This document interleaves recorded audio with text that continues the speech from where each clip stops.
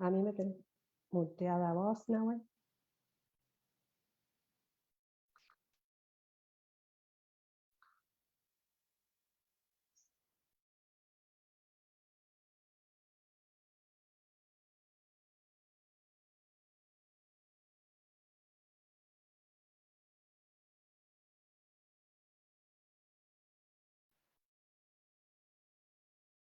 Hola.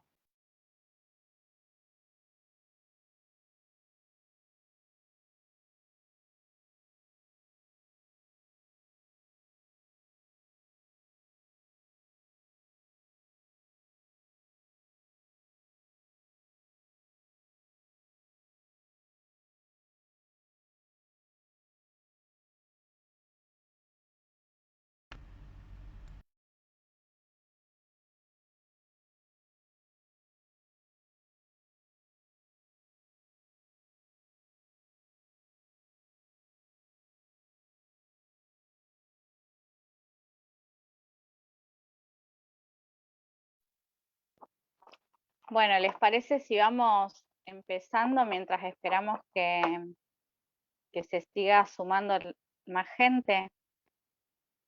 Queremos agradecer la presencia de quienes se van conectando hasta el momento. Soy Yolanda Zanutini de la ciudad de Santa Fe y vamos a estar junto con Dulce Abelia de la ciudad de Rosario coordinando este encuentro, que es el primero de un ciclo que se llevará a cabo de charlas y ya les vamos a ir avisando los encuentros futuros. Queríamos comentarles además que el día de hoy vamos a hacer una presentación formal de AceptaFe, que es la Asociación Civil de Egresados y Egresadas de Psicología Social de la provincia de Santa Fe, de la corriente pichoniana. Ya en breve le vamos a contar un poquito más sobre esto. Para la charla de hoy contamos con la generosa participación de dos personas que consideramos referentes, cada uno dentro de sus ámbitos, pero también de lo que nos convoca hoy, que es de la psicología social. Para hoy, desde AceptaFe se propuso abordar como temática los efectos de la subjetividad de los trabajadores y trabajadoras de la salud y la educación en pandemia. Así que aprovecho a agradecerles y saludarles a Elsa Zampayo y a Guillermo Volkin, que van a estar exponiendo en este encuentro. Dulce, te cedo la palabra. Hola, buenas tardes a todos, todas y todes. Yo les cuento que a lo largo de la jornada vamos a estar escuchando a Elsa y a Guillermo durante 20 minutos respectivamente, y además vamos a contar con 10 minutitos más para que le puedan responder aquellas preguntas o comentarios que tengan ganas de hacer. Para eso les voy a pedir que lo hagan en el chat para que sea más ordenado y los micrófonos los puedan tener apagados, así escuchamos bien las conversaciones. Al mismo tiempo, lo estamos transmitiendo esta jornada por nuestro Facebook, que es @AceptaFe. En un ratito también vamos a poner en el chat nuestras redes sociales para que nos puedan seguir y acompañar y enterarse de cómo van a seguir también nuestras jornadas. Y todas las informaciones que tengamos desde la asociación. Como decía Yolanda, esta además de ser la primera del ciclo, es nuestra primera jornada, nuestra primera charla organizada desde la Asociación Civil AceptaFe, y para ello tenemos en principio a nuestra presidenta, la psicóloga y psicóloga social, Ana Kaplan, que nos va a estar contando cómo se formó la organización social y con qué objetivos. Hola, Ana. Bueno, gracias. Buenas tardes a todas las personas presentes. Bueno, queríamos contarles un poco de qué se trata esta asociación civil de egresados de Psicología Social de la provincia de Santa Fe, Corriente Pichoniana. Como decían las compañeras, AceptaFe son las siglas. Es una asociación civil que la estuvimos conformando desde mediados del año 2020, en plena crisis sanitaria, económica, social, donde la sensación de incertidumbre, de desorganización y de desesperanza eran aquellos sentimientos que predominaban en aquel momento. Si bien hoy algo de eso sigue ganando un poco el escenario, en aquel momento todavía no había vacuna, ni había ningún tipo de certeza, por lo tanto la incertidumbre era aún mayor, y entendimos que era necesario poder dar una respuesta activa a esa situación de emergencia, y nos empezamos a encontrar y a reunir entre psicólogos y psicólogas sociales de diferentes partes de la provincia, para empezar a pensar un proyecto colectivo como respuesta también a esta situación, un proyecto que nuclee a todas las personas egresadas de las distintas escuelas de la provincia, que nos nuclee en un espacio para la reflexión, para la acción organizada, para la construcción en conjunto, que contemple las necesidades que tenemos en nuestra disciplina, y también que podamos ir generando herramientas que den respuesta a la situación social que estamos atravesando, entendiendo que la pandemia, bueno, cambió las condiciones de existencia, y por lo tanto ahora más que nunca nos parecía pertinente poder agruparnos y pensar herramientas e instrumentos para acercar a la comunidad. Bueno, pensamos este proyecto como una salida colectiva, como respuesta a ese contexto tan adverso, y empezamos a trabajar en comisiones que respondían un poco a las necesidades que teníamos en ese momento. Se las vamos a nombrar porque son una invitación a participar a todos y todas aquellas personas que quieran sumarse, acercar ideas, propuestas. Tenemos una comisión de formación y contenidos, una comisión de prensa y difusión, una comisión de finanzas y tesorería, que nos parece muy importante contarles que tenemos abierta una cuenta, porque es muy importante el autosostenimiento de esta asociación civil. Allí estamos recibiendo aportes y futuras cuotas societarias para aquellos que se vayan asociando. La asociación ya tiene conformada su comisión directiva y está en camino a constituirse legalmente. Otra comisión de gremiales, contarles que viene acompañando, porque es algo que para nosotros es muy importante, que es la aprobación de la Ley de Tecnicaturas de la Disciplina de Psicología Social de la provincia de Santa Fe, que se está trabajando en Cámara de Diputados hace ya bastante tiempo. Y entendíamos también que como asociación debíamos, y es muy importante acompañar este proceso para que se regule nuestra práctica referida a nuestra disciplina. Y está abierta la posibilidad de poder formar nuevas comisiones, está la propuesta de formar una comisión de género, y bueno, todas aquellas ideas que quieran ir acercando serán bienvenidas. La idea de esta presentación es invitar esta propuesta y este proyecto que nos parece muy importante, que hace mucho tiempo personas para nosotros muy importantes también, nosotros y nosotras, de otras generaciones, nos han acercado a la idea hace mucho tiempo de poder conformar esta asociación que hoy se ha conformado y que está constituyéndose. Así que, bueno, invitamos a todas las personas que se quieran sumar, a todos los psicólogos y psicólogas sociales de la provincia que se quieran sumar a participar. Y bueno, para terminar, nos parecía también importante acercar una frase de nuestro maestro Enrique Pillon Rivière, que es muy por el contexto en el que estamos y cómo él siempre nos acerca desde aquella práctica que dejó en algunos lugares plasmadas, cómo se reactualiza. En tiempos de incertidumbre y desesperanza, es imprescindible gestar proyectos colectivos desde donde planificar la esperanza junto a otros, otras y otros. Gracias, abierta la invitación y una alegría que estén todos presentes aquí. Gracias, Ana. Esperamos que así sea, que puedan sumarse.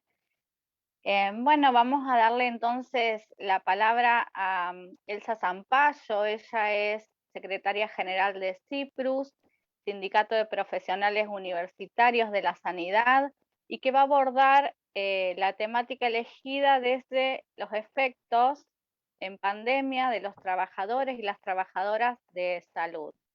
Elsa, entonces vas a tener 20 minutos, cuando ya vayan 15 minutos te voy a avisar que te quedan 5, como para que puedas ir teniendo un registro del tiempo y que puedas ir haciendo un cierre.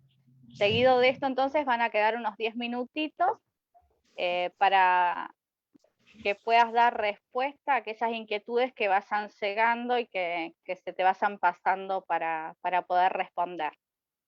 Bienvenida, Elsa, entonces. Bueno, muchas gracias. Bueno, buenas tardes a todas y todos. Es una alegría compartir este primer encuentro, esta charla organizada por la asociación.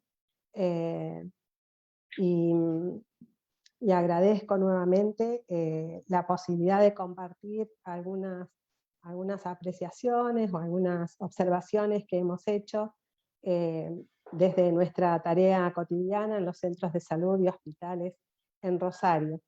Me parece que es importante que comparta con ustedes que, si bien soy psicóloga y psicóloga social, y hace más de 30 años que, un año menos, 29 años que trabajo en atención primaria de la salud, en este momento la pandemia me encuentra desempeñando tareas gremiales en el Sindicato de Profesionales Universitarios de la Salud de Rosario. Y mi función es la Secretaría General.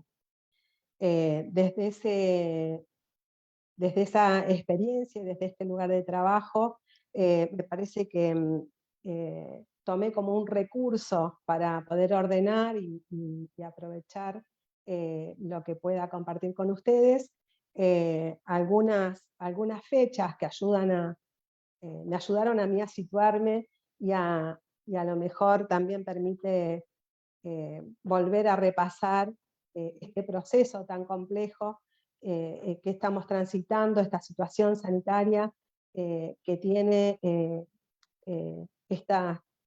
digamos, que está planteada como catástrofe sanitaria por el impacto que está teniendo no solo en los trabajadores de la salud, sino en el conjunto de la población. Decía que iba a plantear algunas fechas, tomando como inicio, digamos, de la situación y del proceso de pandemia, el 3 de marzo del 2020, donde se registra el primer caso de COVID en nuestro país. Otra fecha significativa, las tres fueron en marzo, digamos que fue el mes más crítico de arranque de este proceso. El 11 de marzo, la Organización Mundial de la Salud declara la pandemia con 118 países afectados, y el 20 de marzo el Gobierno Nacional define el aislamiento social preventivo y obligatorio, que tenía como objetivo frenar la circulación del virus y ganar tiempo para poner el sistema de salud a punto para enfrentar la crítica situación de aumento de casos y posibles muertes. Se declara la emergencia sanitaria y se definen los servicios esenciales con deberes de presencialidad y con permisos de circulación, en los cuales estábamos incluidos. También se considera que los sectores más vulnerables, los geriátricos, quienes estaban en los geriátricos, y los trabajadores de la salud, éramos el sector con mayor nivel de exposición al virus y riesgo de vida. Desde ese momento, comenzaron cambios vertiginosos y repentinos que generaron en la población, y en particular en los trabajadores y trabajadoras de la salud, enormes exigencias adaptativas ante una gran ruptura de lo que venía siendo nuestra vida cotidiana. Esto, como todos lo hemos vivido y lo seguimos viviendo, ha generado cambios en nuestra vida familiar, en nuestra vida laboral y en nuestro tiempo libre, tomando algunos conceptos o algunos lineamientos que también se plantean como analizadores desde la psicología social. En nosotros tomaría centralmente cómo ha impactado desde lo que ha sido esta propuesta y esta invitación, cómo ha impactado en nuestra situación laboral, en nuestro trabajo, en nuestra subjetividad, lo cual implica un gran esfuerzo porque no puedo desimplicarme de esta situación. Decía que en febrero aproximadamente comenzaron a circular información por los distintos medios de comunicación sobre las características de la pandemia en China, Europa, Estados Unidos. La mayoría de los trabajadores y trabajadoras de la salud tuvimos registro de esa situación de amenaza y de riesgo para la salud de nuestro país. Por eso comenzamos de alguna manera a prepararnos para lo que seguramente llegaría. No tuvimos mucha oportunidad de apelar a los mecanismos de negación para poder dilatar el afrontamiento de la situación. Tuvimos desde el inicio de la pandemia un papel activo en la discusión y en la implementación de las estrategias y protocolos para el cuidado propio y el de la población.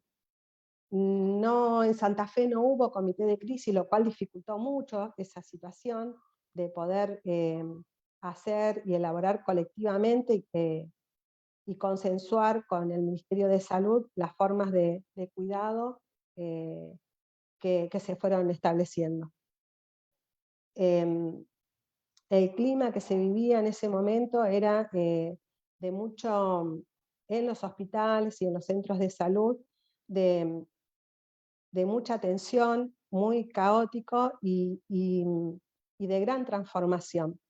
Gran transformación que en principio tenía que ver con lo edilicio y con la organización de los espacios de trabajo. Esa transformación se hizo evidente de distintos modos en todos los niveles de atención, incluidos obviamente lo que fue una situación nueva para nosotros, que fueron los hospitales modulares, que empezaron a formar parte también de nuestros espacios de trabajo.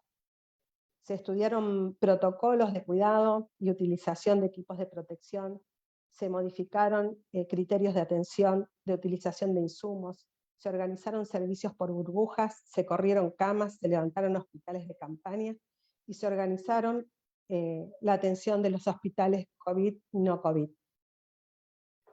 Digo esto para mencionar algunos de los indicadores de los grandes cambios en nuestros encuadres de trabajo.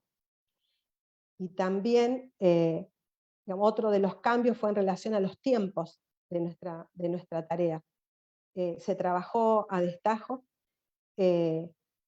dentro de las instituciones y fuera de ellas. En el ámbito familiar se transformó también en un ámbito de trabajo.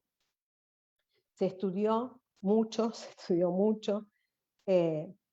estuvo en permanente comunicación con nuestros compañeros de trabajo, participábamos de reuniones de trabajo, de reuniones de capacitación, lo cual decimos nosotros que fue eso, trabajo a destajo.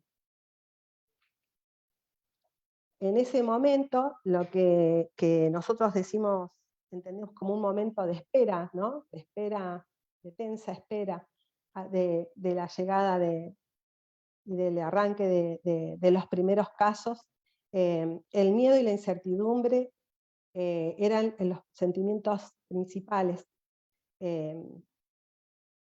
y la angustia frente a la situación que se avecinaba. Los compañeros manifestaban que habían empezado a tener trastornos del sueño, situación que perduró con alternancia durante toda la pandemia, que algunos todavía, digamos, en distintos momentos fueron teniendo, y también trastornos de la alimentación. Lo que aparecía era esto de prepararse para una situación que no conocíamos, digamos que no conocíamos y que no sabíamos de si íbamos a tener los recursos para afrontarla, porque la magnitud y el impacto que podía tener todavía no estaba claro, al menos en nuestro país. En este momento las principales preocupaciones y los principales temores eran el miedo a contagiarse, a contraer el virus, a contagiar a las familias, a los propios compañeros, y el temor a la muerte. También lo que aparecía y sigue apareciendo muy, muy marcado es la preocupación por no poder brindar la atención adecuada a la población. Algunos compañeros han tenido, y compañeras han tenido situaciones de crisis intensas, con ataques de pánico, inclusive algunos han solicitado aislamiento no por COVID, se han aislado, han quedado en sus casas para amortiguar un poco el impacto de la situación. En este periodo también, digo, tomando lo que fue la primera ola, ¿no?, de la pandemia, hubo muchos compañeros aislados, que se aislaron varias veces en este periodo. También, obviamente, infectados, hisopados varias veces, y que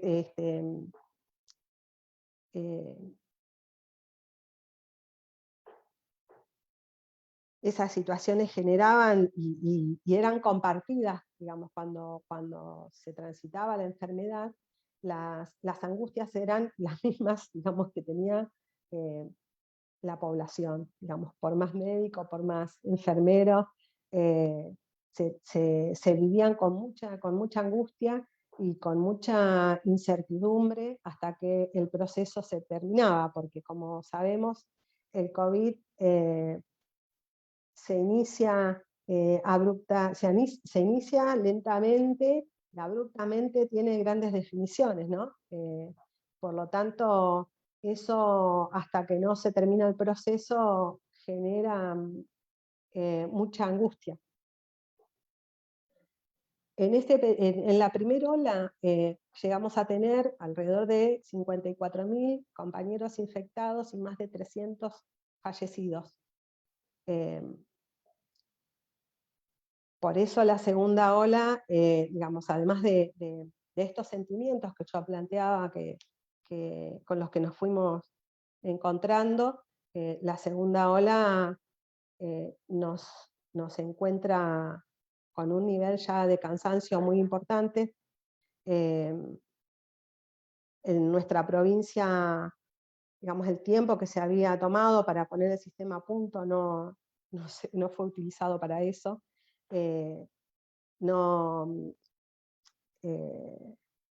Como todos sabemos, colapsó el sistema sanitario y colapsaron nuestros compañeros. Por lo tanto, después de haber tenido solamente 10 días de descanso, afrontar la segunda ola fue otro momento de suma exigencia.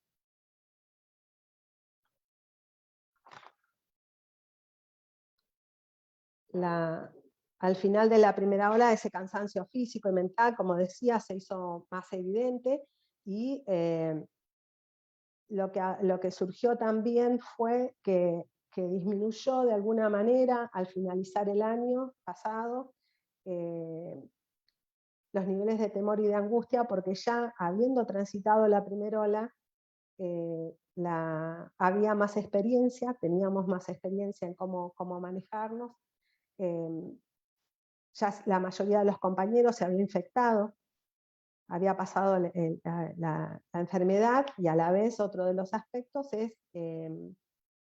la aparición y digamos, contar con la vacuna, que fue obviamente, y lo sigue siendo, uno de los factores más esperanzadores para poder salir de la situación de pandemia.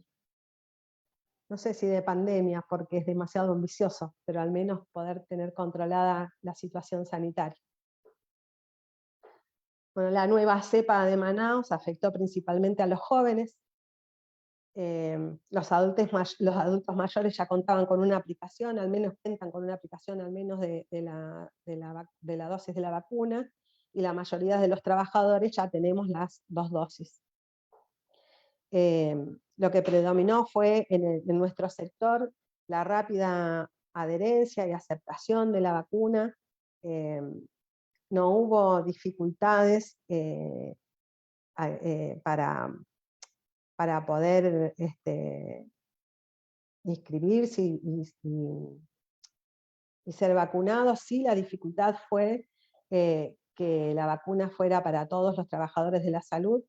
Nosotros trabajamos principalmente, y inclusive se generaron procesos de lucha y de organización de los profesionales, centralmente en atención primaria y en salud mental, los compañeros que trabajan en salud mental, porque fuimos los últimos en ser vacunados dentro del sistema de salud.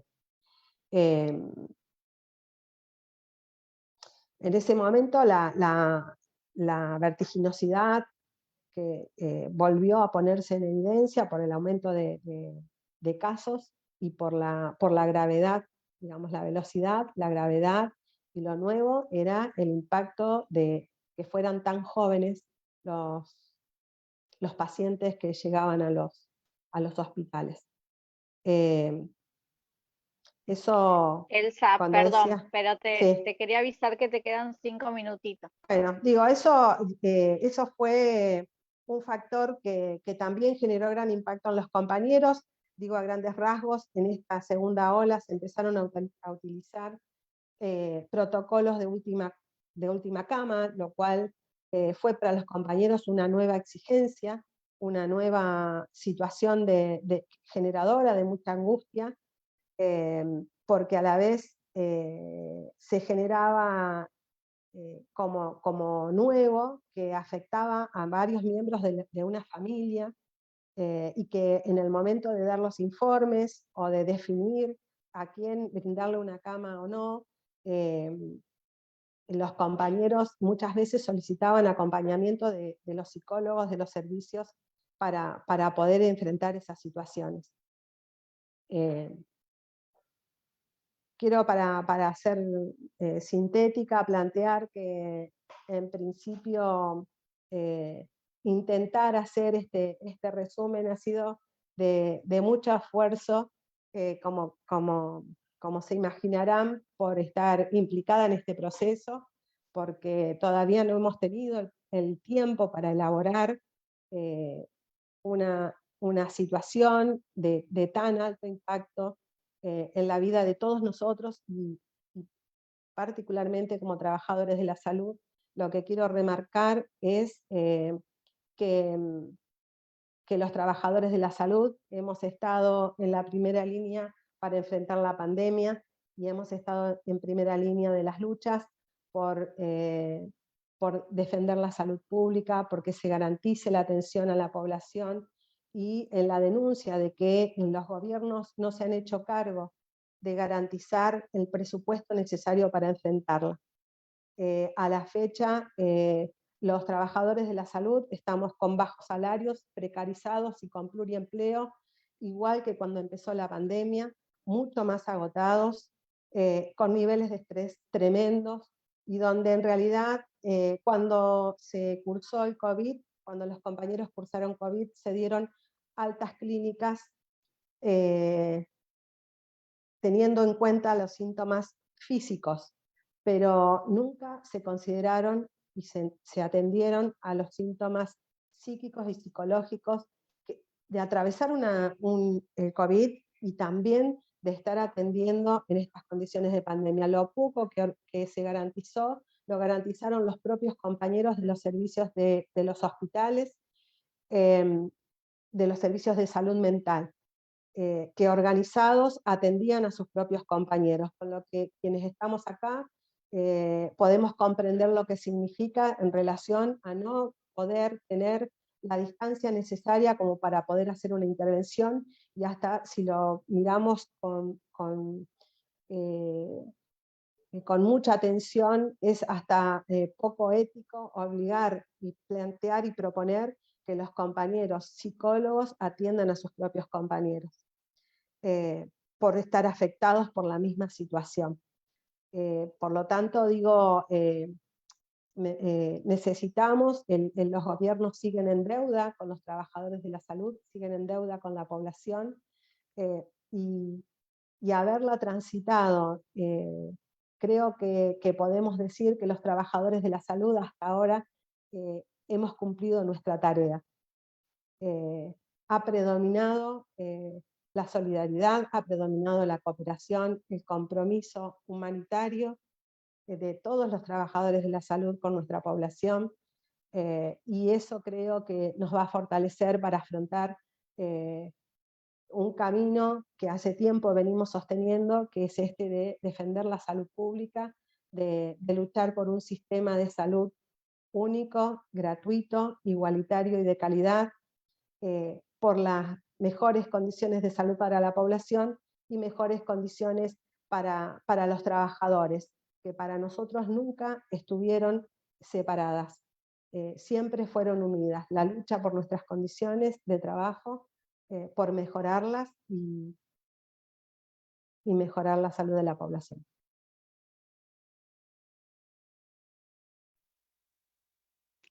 Gracias, Elsa. Muy importante tus aportes para seguir pensando. Creo que la población puede ver el compromiso de salud. Hay que ver si son retribuidos después, como merecen. Bueno, vamos a tomarnos un ratito para que leas mientras y puedas responder lo que te fue llegando.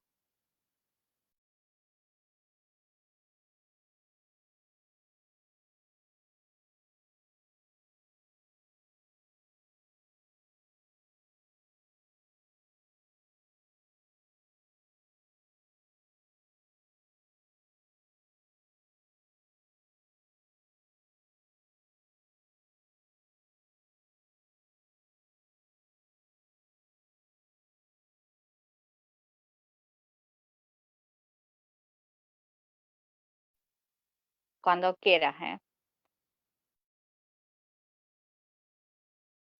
Tienes desactivado el micrófono, me parece.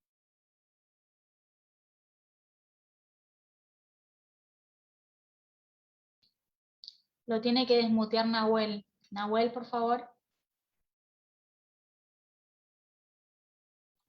Ahí estamos, ahí va, gracias. Acá preguntan, ¿qué lugar tiene hoy la salud mental y qué lugar se pretende tener en función de las necesidades de los trabajadores y de la población? Bueno, un poco intentaba brevemente plantear eso, ¿no? El lugar que tiene la salud mental es absolutamente postergado. Justamente hoy hablábamos con algunos colegas que en realidad seguimos escuchando los mismos discursos en relación a la ley, a la implementación de la ley de salud mental, pero no lo que vemos en todos los servicios, en los distintos niveles de salud, es que seguimos con el mismo recurso humano que hace 5 o 6 años atrás. No se contemplan el aumento de la demanda, mucho menos la implementación de planes acordes a la situación sanitaria. Nosotros sabemos, hablamos ahora de COVID, pero sabemos el impacto que ha tenido la pandemia en relación a las situaciones de violencia hacia las mujeres. El hospital de niños zona norte, las compañeras y compañeros plantean que ha aumentado de manera considerable las situaciones de abuso sexual infantil, que no dan abasto para abordar la cantidad y la complejidad de situaciones que se plantean. Tampoco, por ejemplo, en salud mental se ha retrocedido, pero entendemos también que se ha retrocedido en general en la implementación de las políticas públicas y en garantizar el recurso humano para llevarlas adelante. Ese es un tema crítico, lo cual también tiene el otro aspecto, digamos, que abre la posibilidad de impulsar y de luchar por ocupar esos lugares, para que se reconozca la necesidad del abordaje y de la atención de la salud mental de la población. Y dentro de la población específicamente la situación de los trabajadores de la salud. Que también, como en todos los otros, digamos, como en todos los otros ámbitos, hay un gran atraso, y el principal problema es el presupuesto. El principal problema es el presupuesto para garantizar la salud. Es decir, no hay disposición a poner el recurso que se tiene, con el que ya cuentan los gobiernos, en las provincias y en la nación, para fortalecer la salud pública, ni tampoco están dispuestos, por el momento aparentemente, a buscar los recursos en los lugares en los que saben que los van a encontrar, ¿no? Donde son los sectores que se han enriquecido durante hace muchos años, pero que también se han enriquecido durante la pandemia, a costa del sufrimiento de la mayoría de los argentinos. Digo, eso me parece que, la perspectiva, si no, para ser más sintética, la perspectiva en relación a que se considere la salud mental como un derecho, digamos, al abordaje de la salud mental como un derecho, estamos complicados si no luchamos con todos los instrumentos que tengamos.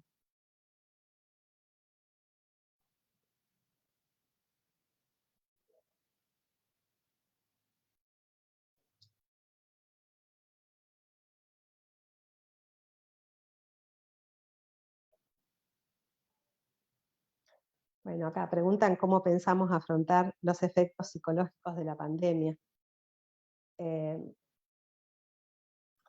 Creo que desde el lugar en el que me encuentro, creo que no solo los efectos psicológicos, sino todos los efectos que está teniendo la pandemia, sociales, económicos,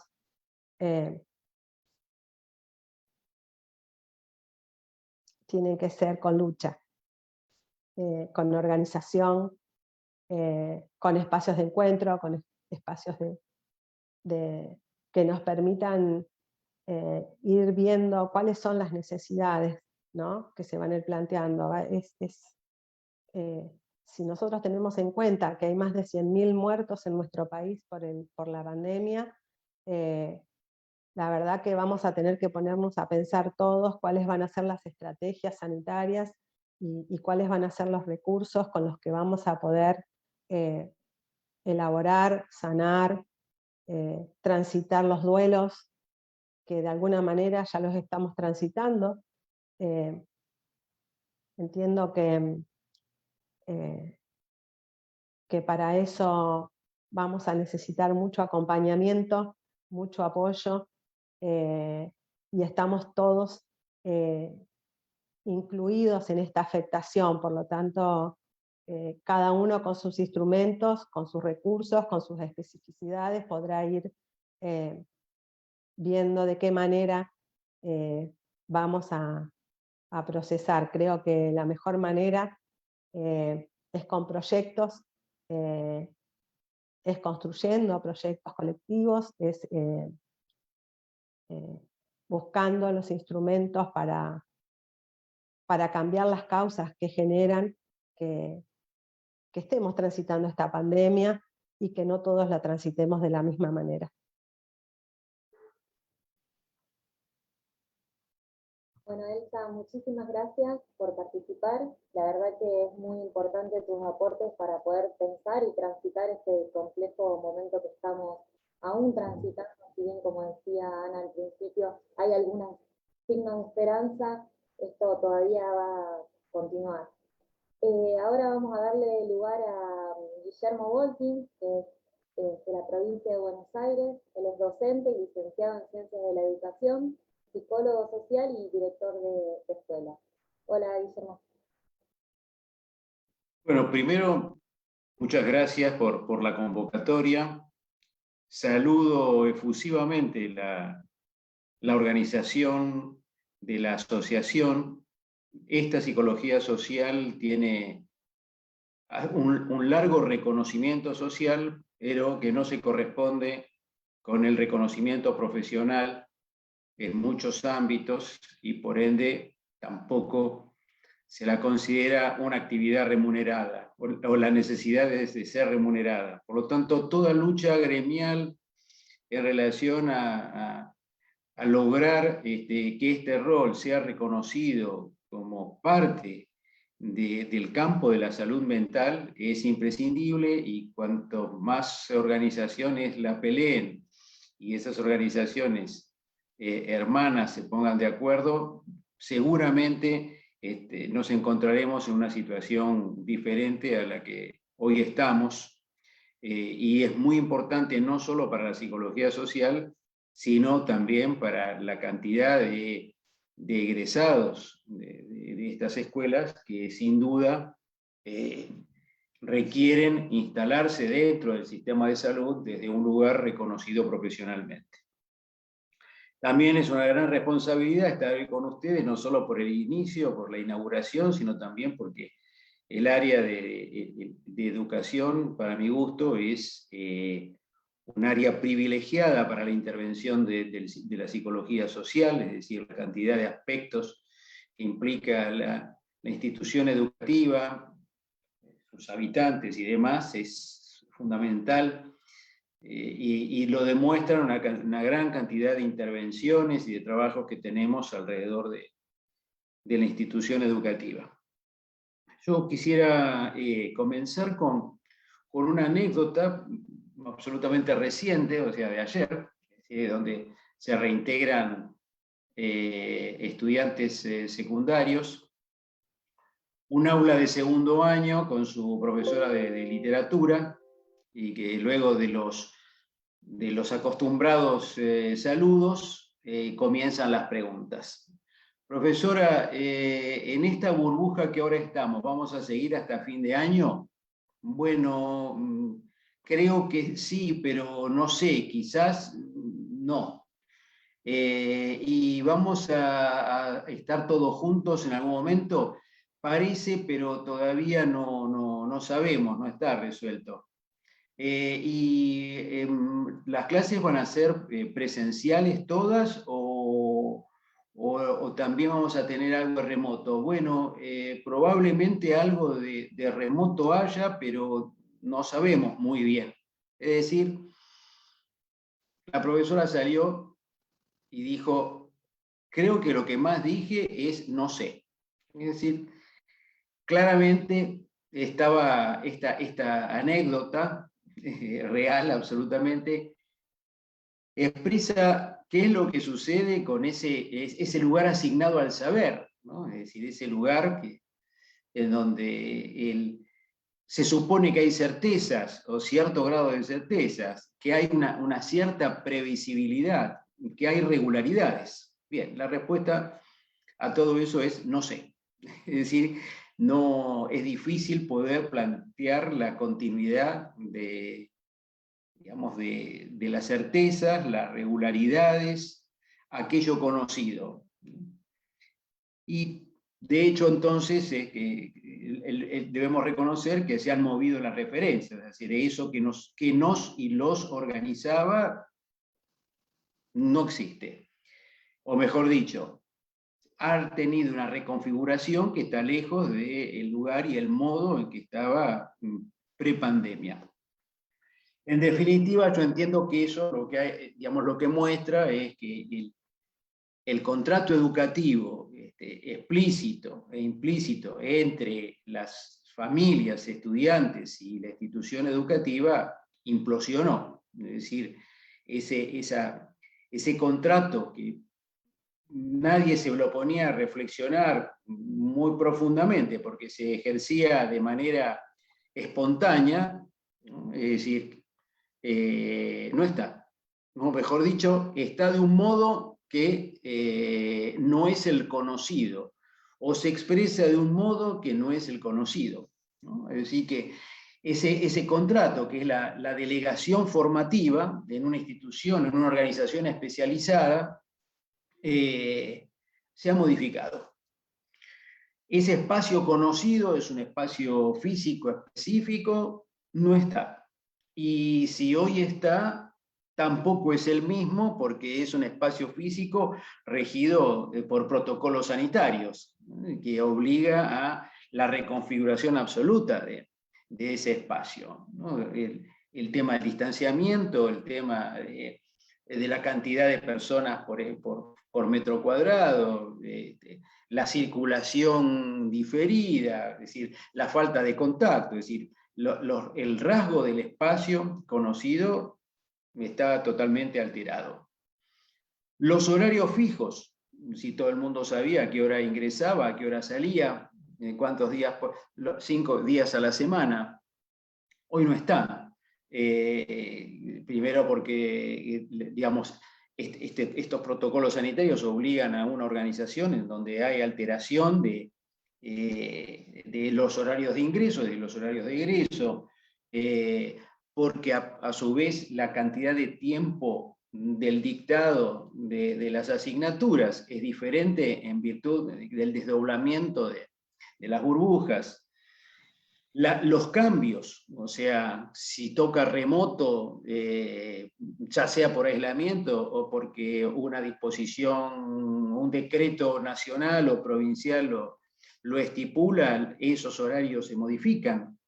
Es decir, que las rutinas y los rituales que acompañan y organizan también están alterados. Es decir, que ese rasgo de la organización interna del contrato explícito se ha perdido. Y sabemos nosotros el efecto que produce la pérdida de esos referentes en lo que es la organización psíquica. Es decir, que no hay duda de que todos necesitamos, no solo estudiantes del nivel inicial, primario, secundario, necesitan esos referentes, sino que hasta la organización familiar está regida explícitamente por la organización y la regularidad de la institución educativa.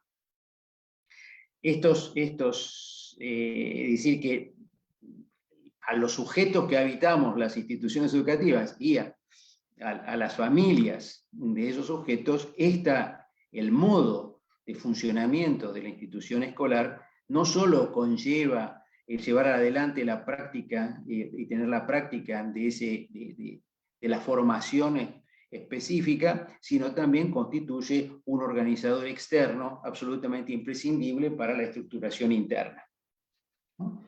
Y los aspectos implícitos, digamos, de ese contrato, es decir, la posibilidad de tener relación con otros compares fuera de la mirada de las familias, la posibilidad de ejercer diferentes vínculos y características de esos vínculos en espacios que no son los habituales, los familiares, también quedó totalmente alterado.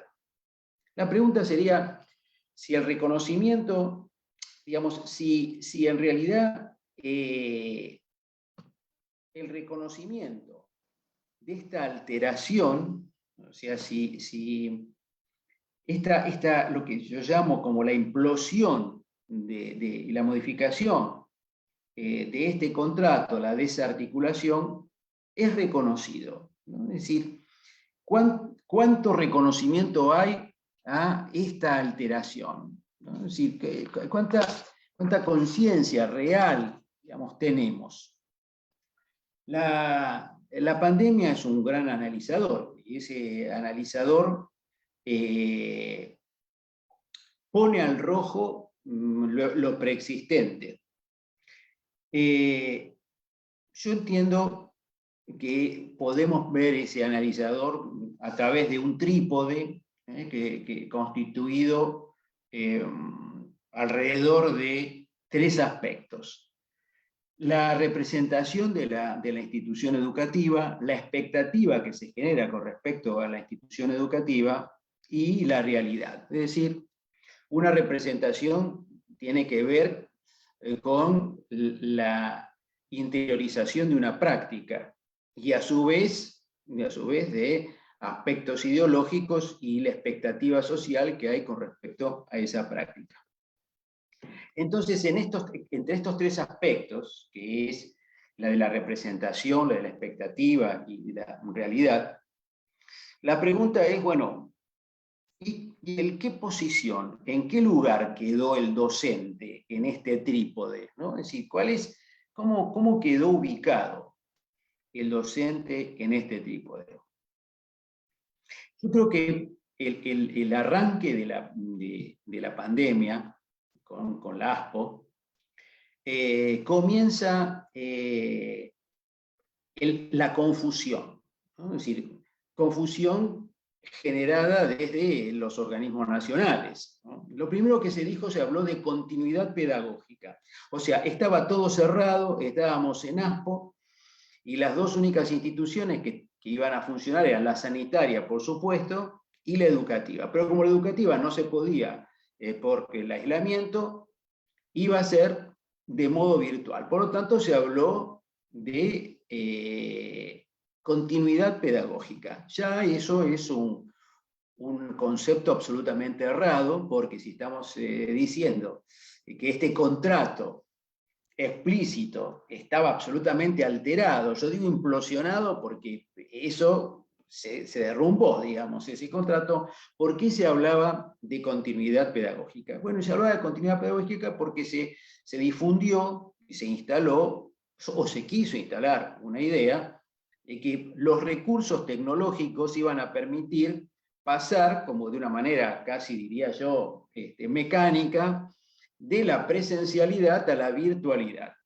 Segundo o tercer error conceptual serio, entender a la virtualidad como símil de realidad. Y en realidad el concepto de virtualidad es que se parece pero no lo es. Es decir, que no es que la presencialidad iba a poder ser reemplazada por la virtualidad.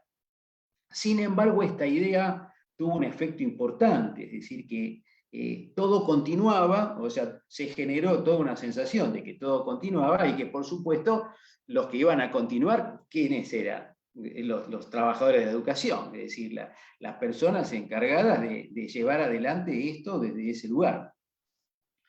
Es decir, ese concepto de lo real, de lo virtual como símil de lo real, es muy profundo, es decir, es una alteración muy profunda, ¿no? Porque que aparte se relaciona o se sostiene en una idea que va más allá de lo educativo y que es digamos, aquel concepto en donde nos habla de realidad virtual, o sea que es una contradicción en sí mismo, pero que da la apariencia de que lo virtual es tan real como lo real, ¿no? Y por supuesto que, bueno, por supuesto no, desde una posición materialista dialéctica, como sostiene esta psicología social, y eso no solo es un error conceptual, es una alteración explícita de la realidad, ¿no? Por lo tanto, lo que sí podían hacer los educadores y que hicieron y que hicimos y que se continúan haciendo es tratar de mantener algún tipo de vínculo pedagógico, ¿no? Ahora, también se planteó la representación del aula virtual, ¿no? Es decir, que no solo era la virtualidad, sino el aula virtual, alterando otro concepto importante, porque el aula virtual solo se sostiene con conexión de Internet. Volviendo a la realidad, nuestro país dio muestras sobradas de los grandes conflictos de la conectividad, es decir, que no voy a ahondar en algo que ya es absolutamente conocido, y que es que la enorme fragmentación social y diferencia en todo el país y en cada una de las zonas. Es decir, es conocido, sobran los ejemplos de capacidad de conexión de personas que están en núcleos urbanos y dificultades enormes de conexión en personas que están en núcleos suburbanos. Es decir, y esto no sucede solo en una provincia, en la ciudad de Buenos Aires sucede igual que en cualquier otro lugar. Es decir, que la posibilidad de la conexión es mediocre, cara y no de acceso para todo el mundo. Entonces, pensar eso en la idea del aula virtual, otra gran deformación, porque ni siquiera estaban garantizadas las conexiones de conectividad imprescindibles como para poder llevar adelante esto. Claro. Guillermo, discúlpame, lamento recordarte que quedan solamente 5 minutos de exposición. 5 minutos. Bueno, muy bien. Entonces voy a decir que dentro de, digamos, de este conflicto aparece un actor que tenía otro lugar y que está vinculado con las familias, particularmente en el nivel inicial y en el nivel primario. Es decir, que docentes requirieron necesariamente la intervención de un adulto, un miembro de la familia, que muchas veces ayudara o hasta tradujera las consignas que recibía esa familia de los docentes. Otras veces siendo los responsables del recurso tecnológico. Y cuando digo esto, es decir, muchas familias que eran las que podían proveer su propio teléfono celular para que los educadores pudieran conectarse con ese estudiante, Es decir, que era imprescindible esa presencia. Eso hizo que sin duda, tuvieran en un momento determinado una presión también los docentes por parte de las familias, en virtud de que se transformaron no solo en traductores, acompañantes, sino también en una suerte de evaluadores de la tarea docente, ¿no?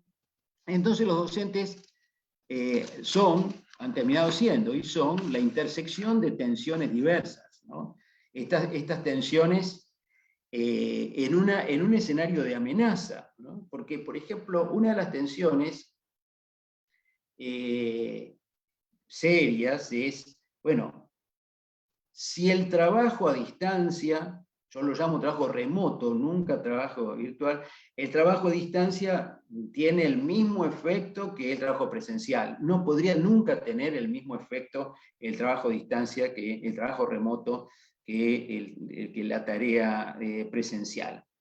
Y cuando se dijo volver a las escuelas, volvemos al tema de la representación y la expectativa, porque es volver a la escuela física, y no era volver a la escuela del 19, es decir, es volver a una escuela llena de protocolos, que si faltara poco, diríamos que las condiciones climáticas del último tiempo agregaron un elemento más, no secundario, en función del frío, la ventilación, y en la ciudad de Buenos Aires llegaron, dentro del instructivo, llegó inclusive a sugerir cómo ir vestidos los estudiantes, que llevaran una manta para que si hacía frío, y que las actividades no los dejara sentados demasiado tiempo y que fueran activos. O sea, si uno se pone a pensar, el docente tendría que estar en condiciones de controlar los temas sanitarios, controlarlos y garantizarlos, los temas sanitarios.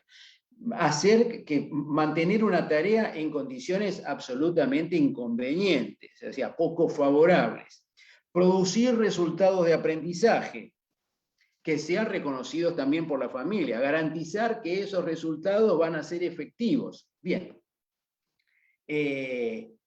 A eso me refiero yo cuando digo cuál es la representación que hay de la tarea escolar y por lo tanto del lugar de los docentes y qué marca la realidad. Esta tensión, junto con la salud y la enfermedad, que también efectivamente propia y de los estudiantes, que también ha circulado y circula enormemente dentro de los docentes, generan una situación en donde de algún modo la salud mental de los docentes queda muy alterada.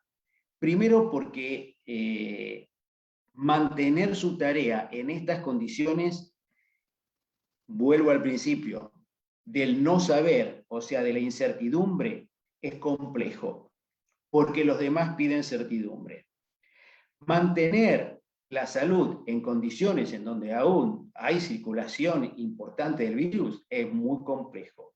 Vivir permanentemente con la amenaza, porque todos los días hay estudiantes o docentes con síntomas o bien con burbujas que no pueden funcionar en virtud de un contacto estrecho, etc. Es decir, con alteración permanente de ese encuadre. Hace de algún modo preguntarnos quiénes y cómo se sostiene a los docentes. Ahí creo que una gran tarea para psicólogos sociales, ¿no? Ese contacto directo, espontáneo, de docentes entre docentes, es decir, el funcionamiento de la sala de maestros, de la sala de profesores, de la sala de docentes, que son sostén, no está. Entonces, la pregunta es decir, ¿quiénes y cómo se sostienen a los educadores de que todos los días, por decisiones políticas, no solo educativas, sino también políticas, tienen que llevar adelante una tarea que responde en una parte a una necesidad imprescindible, mantener activo el vínculo pedagógico, pero que por otro lado también está totalmente interferido por decisiones políticas que miden la presencialidad o lo remoto en función de expectativas electorales.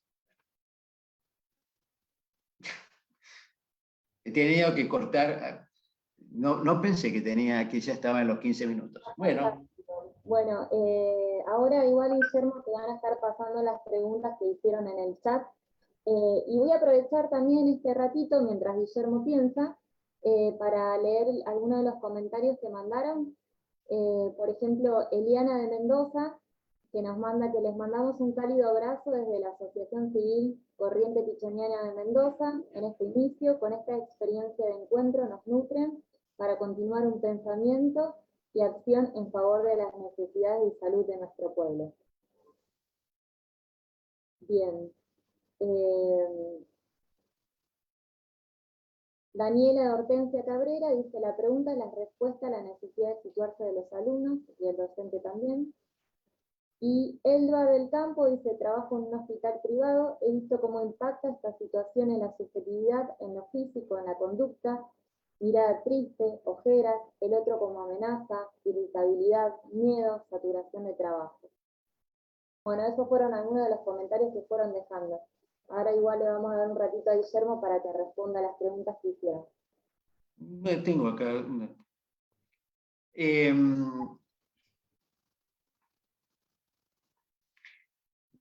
A mí me parece, hay una pregunta que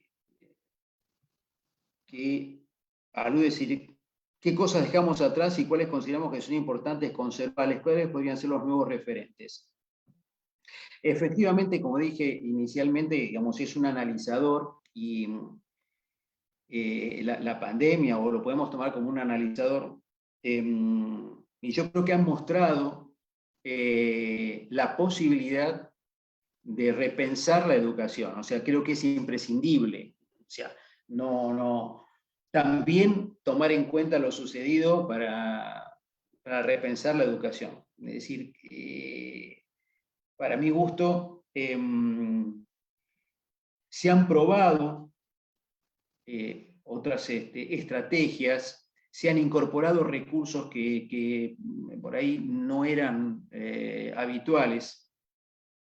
Y me parece que hay, por lo menos, la presencia de dos aspectos que son necesarios. Uno es el trabajo autónomo, ¿no? Es decir, la necesidad del trabajo autónomo y la posibilidad del trabajo autónomo. Es decir, que esta distancia entre docentes, entre educadores y estudiantes, obliga a repensar otras estrategias didácticas, que no tienen que ver con la virtualidad, tienen que ver con pensar otras estrategias didácticas que pueden perdurar más allá de la pandemia y que sería muy bueno que perduraran más allá de la pandemia. Entonces, insisto, una de ellas tiene que ver con confiar y organizar trabajos autónomos. En esos trabajos autónomos, absolutamente necesario trabajar con otros, porque aparte no solo se ha notado y se nota que trabajar con otros estimula y refuerza los vínculos, sino que son las redes necesarias como para poder sostenerse en un trabajo de aprendizaje. En pandemia más, fuera de pandemia siempre. Es decir, que quién y cómo se sostiene al otro que aprende, no es solo el educador que lo sostiene, sino que también los pares sostienen en el trabajo. Y esto es algo que me parece que por necesidad se ha incrementado y habría que sostenerlo. Y el otro aspecto que me parece también necesario o que posible para poder tener en cuenta es el discutir los contenidos. Es decir, el tema de los contenidos es esencial.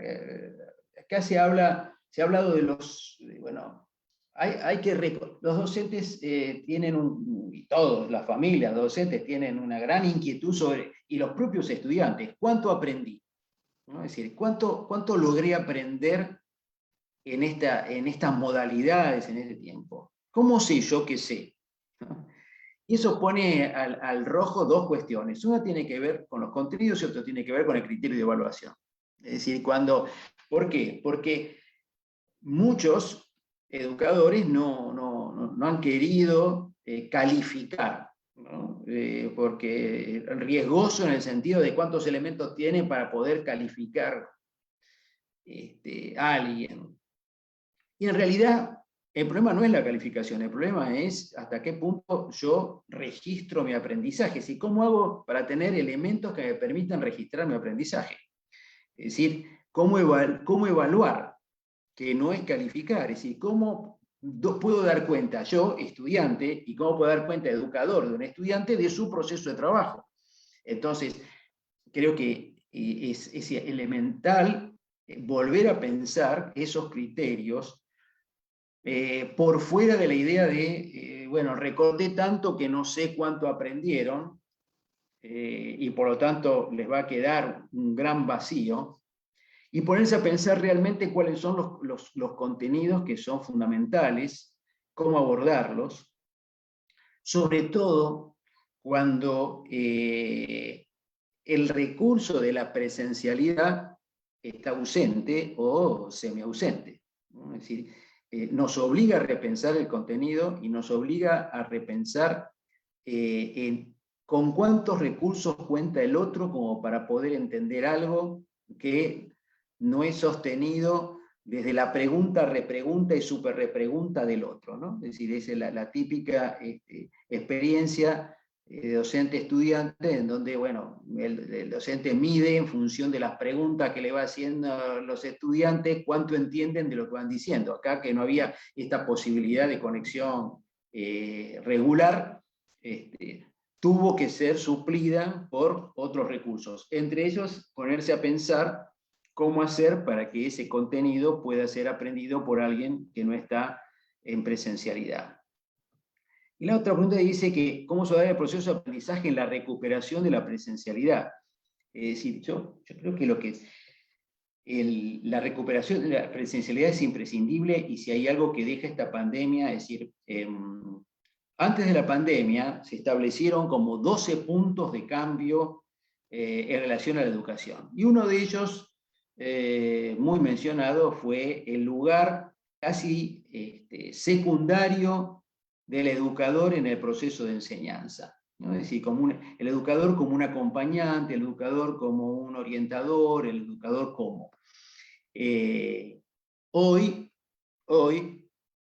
los diversos gobiernos están desesperados por la cantidad de estudiantes que han quedado por fuera del circuito. ¿Pero por qué quedan por fuera del circuito? Porque no hubo un otro, entre otras cosas, que pudo sostenerlo materialmente en su proceso de trabajo.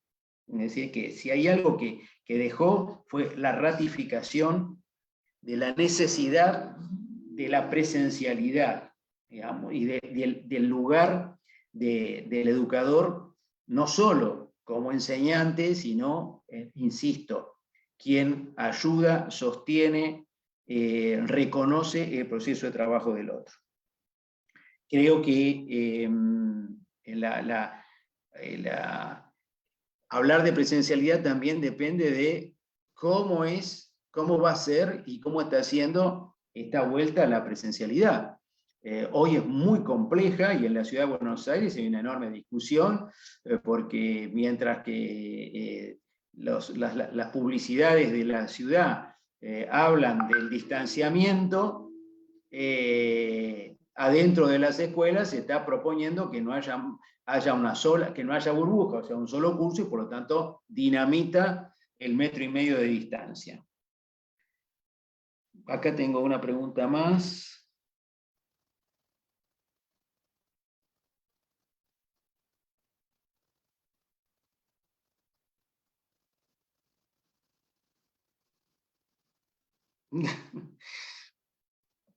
Dice que al tiempo que cursan alguna materia de forma remota también están trabajando en sus ámbitos laborales. ¿Por qué te parece que se genera este fenómeno de hacer varias cosas al mismo tiempo? Bueno, la multitarea, digamos. Esto excede la pandemia. Digamos, en tal caso, lo único que hizo fue reforzar algunas cosas. En la medida en que, digamos, aparezcan más y más y más y más propuestas que se pueden hacer de manera remota, y en simultáneo opera sobre la posibilidad de trabajo de las personas. O sea, tiene repercusión. Este es un problema bastante más complejo, que tiene que ver con las modificaciones en los modos de comprensión y de aprendizaje en función de esto. Yo lo que creo es que para algunos lo remoto ha sido una suerte, porque le ha evitado el contacto y cierto tipo de conflictos que trae el contacto, son los menos. Y también digamos, la fantasía de la simultaneidad es la fantasía de que puedo hacer muchas cosas desde mi casa, y esa variedad de cosas tiene un límite muy grande si uno se propone aprender algo. O sea, los modos de aprendizaje que se ponen en funcionamiento en una situación de esas, o sea, de simultaneidad, son muy diferentes a los modos de aprendizaje que se ponen en funcionamiento cuando uno se focaliza en una o en otra actividad. La virtualidad, de hecho, digamos, las grandes empresas han llegado a la conclusión de que no es muy ventajoso tener a todo el mundo en situación remota, y en tal caso prefieren un mix de trabajo remoto y presencialidad en los propios lugares de trabajo.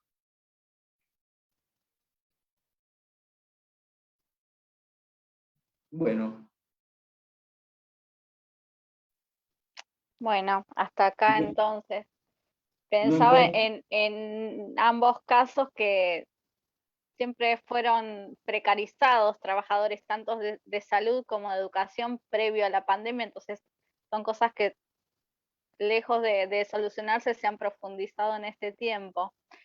Queremos agradecerles, abrazarlos virtualmente a los expositores que muy generosamente se han predispuesto a esta tarea, acompañarnos en este inicio de la asociación.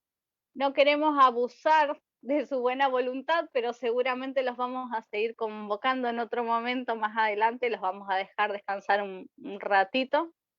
Saludamos también a las asociaciones de las distintas provincias de la Argentina que nos han ido acompañando y nos sumaron también a la mesa nacional. Y bueno, invitarlos por las redes sociales, se van a difundir actividades y también van a poder asociarse y formar parte activa de este proyecto que está abierto a toda la provincia, que se sumen y podamos generar en conjunto. Nos vemos la próxima, ya les vamos a estar avisando y bueno, una vez más, gracias a quienes han aportado para seguir reflexionando. Este encuentro queda grabado y lo vamos a estar publicando por YouTube porque es insumo para seguir pensando y bueno, son herramientas que se ponen al servicio desde la psicología social. Muy bien. Abrazos a todos, muchas gracias. Natalia.